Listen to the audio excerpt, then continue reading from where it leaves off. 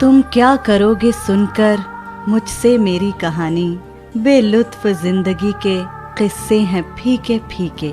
जिंदगी से मायूस, वक्त से लाचार, अपनी तन्हाइयों में गिरफ्तार, अपनी आखिरी वक्तों में यूं थी बॉलीवुड की ट्रेजेडी क्वीन मीना कुमारी।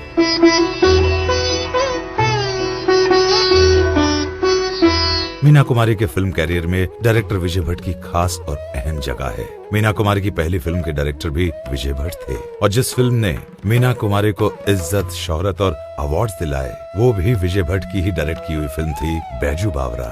बचपन की मोहब्बत को दिल से न जुदा करना।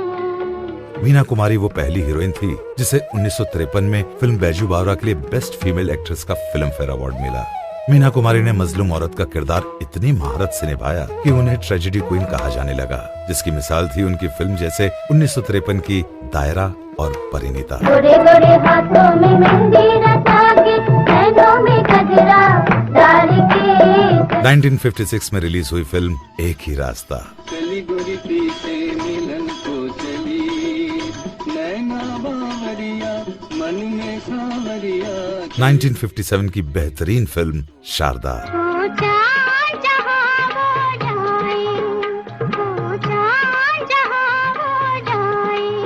और 1960 की सुपरहिट फिल्म दिल अपना और प्रीत पराई।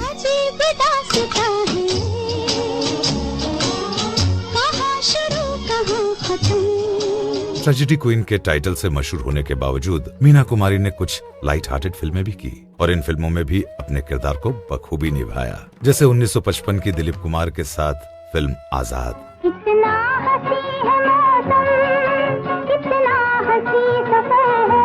1957 की गुदगुदाती फिल्म मिस मैरी। ये मर्द बड़े दिल सर्द बड़े बेदर्द नखों का खाना, मीठी मीठी बत्तियों में भूल के ना। 1959 की फिल्म शरारत और 1960 की सुपर फिल्म कोहिनूर।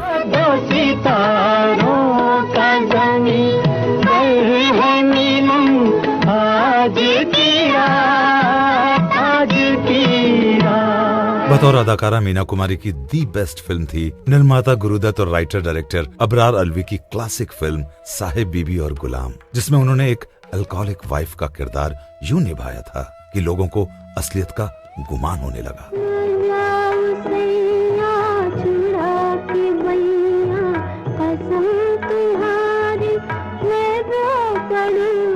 शराब की आदी एक बीवी का ये किरदार अब मीना कुमारी की असली जिंदगी में दस्तक देने लगा था। चाहे अनचाहे वो तबाही के रास्तों पर चल पड़ी थी, जबकि 1962 में जो रिकॉर्ड मीना कुमारी के नाम लिखा गया वो आज तक सिर्फ उन्हीं के नाम है और रिकॉर्ड था एक ही हीरोइन का नाम 3 फिल्मों के लिए नॉमिनेट होना, और वो 3 फिल्में थी आरती, मैं चुप रहूंगी और साहिब बीबी और गुलाम।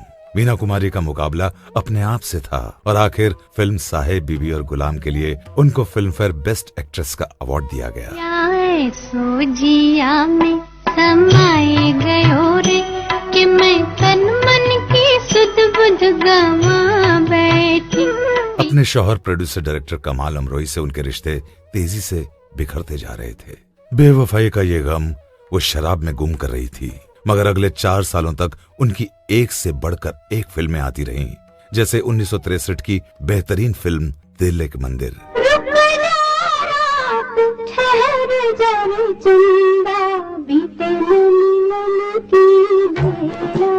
आखिर कमाल अमरोही से उनके रिश्तों की डोर टूट ही गई। 1964 में उनका तलाक हो गया। मीना कुमारी का वजूद टुकड़े टुकड़े होकर बिखर गया।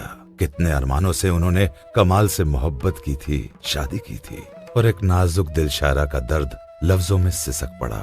मीना कुमारी ने लिखा, तलाक तो दे रहे हो नजरे कहर के साथ, जवानी भी मेरी लौटा दो मेहर के साथ। आखिरी दिनों में मीना कुमारी के पास कोई न था। हर सुबह आंख खुलती तो वह घबरा जाती कि फिर एक दिन उसे जीना पड़ेगा। जब मीना कुमारी की मौत हुई तो उनकी फाइनेंशियल कंडीशन वही थी जो उनकी पैदाइश के वक्त उनके पिता की थी।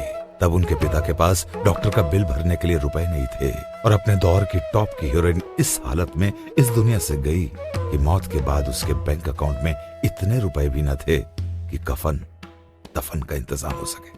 तुम क्या करोगे सुनकर मुझसे मेरी कहानी, बेलुत्फ जिंदगी के किस्से हैं फीके फीके।